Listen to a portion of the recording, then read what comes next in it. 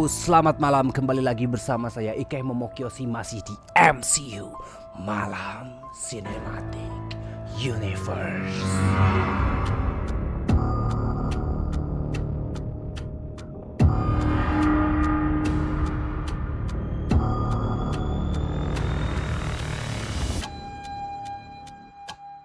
Pada malam hari ini saya akan menceritakan sebuah kisah yang sangat tragis.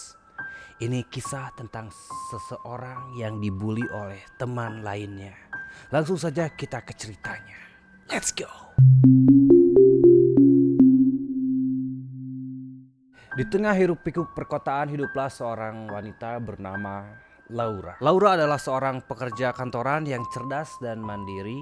Namun keberhasilannya dalam karir dan penampilannya yang menarik membuat iri dan kecemburuan di antara beberapa rekan kerjanya. Seiring berjalannya waktu, rasa iri itu tumbuh menjadi perundungan yang semakin intens. Laura seringkali menjadi target omongan jahat dan tindakan kriminatif dari sekelompok rekan kerjanya yang tidak suka dengan kesuksesannya.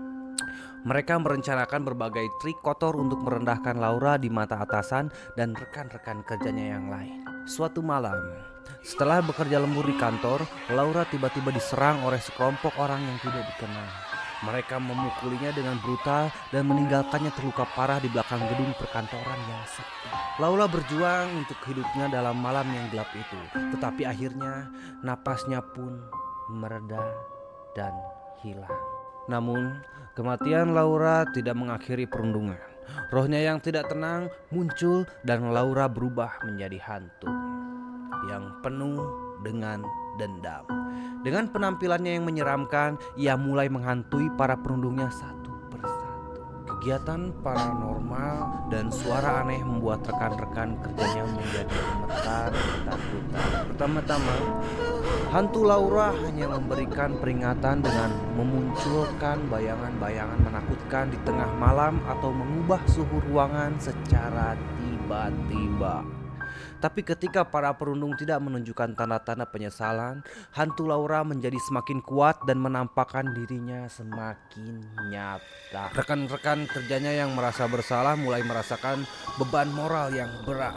Mereka melihat wajah Laura yang penuh kemarahan di balik kaca jendela, mendengar suara langkah kakinya di koridor-koridor yang sepi, dan merasakan kehadiran misterius saat mereka sendirian di dalam ruangan. Ketakutan yang mereka alami pun semakin nyata. Teror hantu Laura membuat para perundung berpikir ulang tentang perbuatannya. Mereka akhirnya berkumpul untuk mengakui dosa-dosa mereka dan meminta maaf kepada roh Laura. Dengan langkah-langkah penebusan yang sungguh-sungguh, hantu Laura mulai merasa lega. Dia menyaksikan para perundung berusaha mengubah hidup mereka dan belajar dari kesalahan mereka.